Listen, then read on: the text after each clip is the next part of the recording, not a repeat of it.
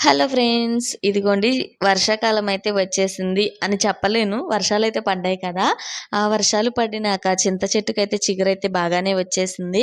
మా వారికైతే పేషెన్స్ అయితే ఇచ్చారు. ఇంకా ఇంటి దగ్గరికెళ్తే అమ్మ కూడా ఇచ్చేసింది. తీసుకొచ్చాను. దీంతో మీకేమేమి రెసిపీస్ తెలుసో కమెంట్ బాక్స్‌లో కమెంట్ చేయండి. నాకైతే చాలానే తెలుసండి. ఈరోజైతే చింత చిగురుతో ఎగ్ కర్రీ అయితే చేస్తున్నాను. వంకాయ చింత చిగురు తెలుసు, పప్పులో తెలుసు, ఎగ్‌లో తెలుసు, ఇంకా చికెన్‌లో తెలుసు. ఇంకా చాలానే తెలుసండి. చింత చిగురుతో చట్నీ కూడా చేసుకోవచ్చు. ఈసారైతే ఆ రెసిపీ కూడా చేస్తాను. ఫస్ట్ అయితే బాండీలో ఆయిల్ వేసుకొని దాంట్లోకి ఎండుమిర్చి ఇంకా తాలింపు గింజలు యాడ్ చేసుకోవాలి.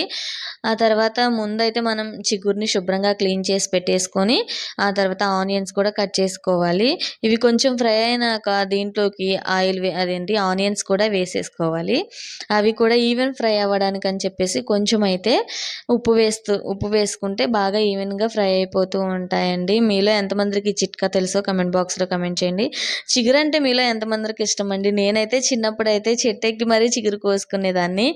నేను మా ఫ్రెండ్స్‌తో పాటు ఒకసారైతే చింత చెట్టు ఎక్కితే పామయితే వచ్చి మేమందరం ఫ్రెండ్స్ అందరం కలిసి చెట్టయితే ఎక్కామండి. ఎక్కితే ఆ చెట్టు మీదకి పాము కూడా ఎక్కింది. మేమది గమనించుకోలేదు. ఆ తర్వాత మా ఫ్రెండ్ కాలు దగ్గర దాకా వచ్చి అయితే రిటర్న్ వెళ్ళిపోయింది. చాలా అంటే చాలా భయపడ్డాం. అప్పటినుంచి చిగురుకెళ్ళాలి అంటే ఫస్ట్ అయితే ఇదే గుర్తొస్తూ ఉండేది నాకు. ఇంకా తర్వాత ఆనియన్స్ ఫ్రై అయినాకైతే ఎగ్స్‌ని కూడా బీట్ చేసుకొని వేసుకోవాలండి.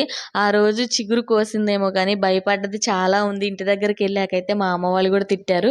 వద్దంటే ఇనరు, తైక్కమంటే చిగురుకెళ్తూ ఉంటారని చెప్పేసి చాలా బాగా తిట్టారు. ఆ రోజు నుంచి చాలా భయమండి. మీరెప్పుడైనా సరే చెట్టెక్కితే మాత్రం గుర్తుంచుకోండి, పాములు కూడా ఉంటాయేమో చూసుకొని ఎక్కండి.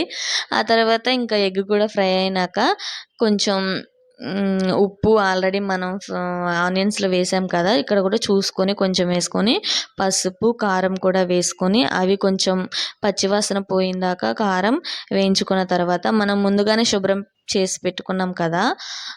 చిగురు అది కూడా వేసుకొని ఒక 10 నిమిషాల వరకైతే మూత పెట్టేసి మగ్గనివ్వాలండి.